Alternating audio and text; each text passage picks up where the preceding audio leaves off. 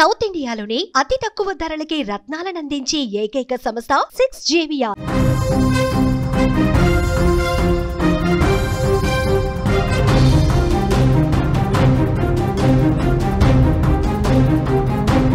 గుడితో పాటు బడిని పవిత్రమైన ప్రదేశంగా భారతదేశంలో భావిస్తారు. అలాంటి బడి మాటున ఓ ప్రిన్సిపాల్ చేస్తున్న పాడు పని వెలుగులోకి రావడం ఇప్పుడు కలకలం రేపుతోంది. హైదరాబాద్ నడిబొడ్డున ఉన్న బోయిన్పల్లిలోని ఓ స్కూల్లో డ్రగ్స్ తయారీ అందరినీ షాక్కు గురిచేసింది. పిల్లలతో స్కూల్ నడుపుతూ వారికి పాఠాలు చెబుతూ పక్కనే డ్రగ్స్ తయారు చేస్తున్నాడు ఆ స్కూల్ యజమాని జయప్రకాష్ గౌడ్. 9 నెలలుగా సాగుతున్న ఈ దందాను హైదరాబాద్లోని ఈగల్ టీం గుర్తించింది.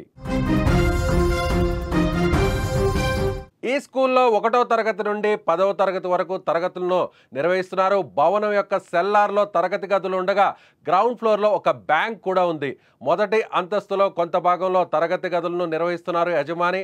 అదేవిధంగా భవనం వెనుక భాగాన్ని డ్రగ్స్ ల్యాబ్గా మార్చేశాడు. గతంలో మహబూబ్ నగర్లో ఓ కళ్ళు దుకాణం నడిపే ఇతగాడు తయారీ ఫార్ములా కోసం గురువారెడ్డి అనే వ్యక్తికి 2 లక్షల రూపాయలు చెల్లించి గుట్టు చప్పుడు కాకుండా ఈ దందాను కొనసాగిస్తున్నాడు. 9 నెలలుగా పగటిపూట స్కూల్ను నడుపుతూ రాత్రి డ్రగ్స్ను తయారు చేస్తున్నాడు. సోమవారం నుంచి శనివారం వరకు డ్రగ్స్ను తయారు చేసి ఆదివారం సరఫరా చేస్తున్నట్టు ఈగల్ టీం అధికారులు విచారణలో తేలింది.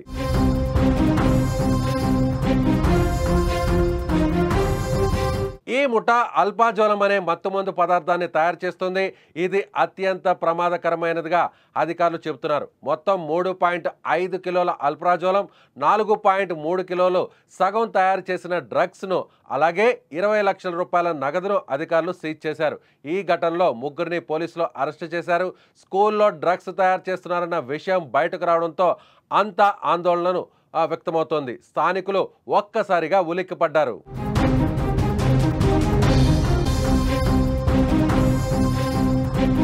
మనమందరం కూడా స్కూల్ను ఒక ఆలయంగా, ఒక గుడితో సమానంగా అందరం కూడా భావిస్తాం.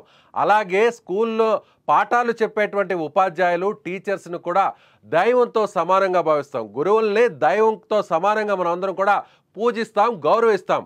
అలాంటి ఈ ప్రబుద్ధుడు, ఒక టీచర్ ముసుగులో ఉన్నటువంటి ఒక స్కూల్ యజమాని, కరెస్పాండెంట్ అయినటువంటి ప్రిన్సిపాల్గా ఉన్న కరెస్పాండెంట్, ఇతను చేస్తున్నటువంటి ఈ దందా ఒక్కసారిగా బయటపడింది. ఈ స్కూల్లో చదువుతున్నటువంటి 130 మంది విద్యార్థుల తల్లిదండ్రులు ఇప్పుడు ఆందోళనలో పడ్డారు. సో 130 మంది అంటే ఫస్ట్ క్లాస్ నుంచి 10th క్లాస్ వరకు దాదాపుగా 130 మంది చదువుకునేటువంటి స్కూల్నే ఏకంగా డ్రగ్స్ ల్యాబ్గా మార్చేశాడు ఈ దుర్మార్గుడు. నిజంగా హైదరాబాద్లోని బోయిన్పల్లిలో జరిగినటువంటి ఈ ఘటనతో ఒక్కసారిగా స్కూల్లో చదువుకుంటున్నటువంటి పిల్లలందరూ, వారి కుటుంబాలన్నీ కూడా షాక్ గురయ్యాయి. ముఖ్యంగా ఈ స్కూల్లో చదివేటువంటి విద్యార్థుల భవిష్యత్తు ఏమవుతుందనేటువంటి ఒక ఆందోళన కూడా నెలకొంది. ముఖ్యంగా అంటే దాదాపుగా కొన్ని నెలల నుంచి ఈ దందాను కొనసాగిస్తున్నాడు.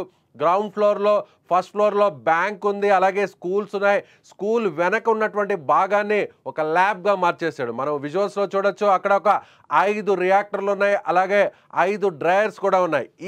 వీటి సహకారంతో, వీటి ద్వారా ఇప్పటికే డ్రగ్స్ని ఎలా తయారు చేయాలో అనేటువంటి విషయాన్ని 2 లక్షల రూపాయలు ఇచ్చి మరొక వ్యక్తికి, అంటే డ్రగ్స్ తయారీ విధానం తెలిసినటువంటి వ్యక్తి ద్వారా ఈ ఫార్ములాను కనుక్కున్నటువంటి ఈ వ్యక్తి సో ఇప్పుడు దాదాపుగా 7 కిలోల డ్రగ్స్ను, దాదాపు ఈ డ్రగ్స్ ఎక్కడికి చేరుతోంది ఇప్పుడు పోలీసులు విచారణలో కూడా తేలాల్సినటువంటి అవసరం ఉంది. ముఖ్యంగా అంటే ఇప్పటి వరకు కూడా ఈ సరఫరా ఎక్కడెక్కడ చేశారు, ఇది స్కూల్ పిల్లలకేమైనా ఈ డ్రగ్స్ అందుతున్నాయా, ఒకవేళ అక్కడ చదువుతున్నటువంటి విద్యార్థులు కూడా డ్రగ్స్కు సంబంధించినటువంటి పరిస్థితులు ఏమైనా లింకులు ఉన్నాయనేటువంటి ఆందోళన కూడా ఇప్పుడు కలుగుతుంది. హైదరాబాద్లో ఎన్నో సంఘటనలు చూస్తున్నాం.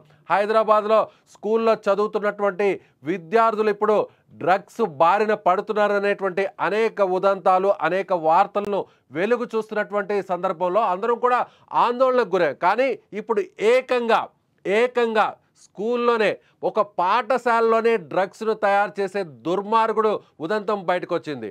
ఆ స్కూల్ని నడుపుతున్నటువంటి యజమానే ఈ డ్రగ్స్ను తయారు చేసి సోమవారం నుంచి శనివారం వరకు ఉదయమంతా క్లాస్ రూమ్స్లో పాఠాలు నడుస్తాయి.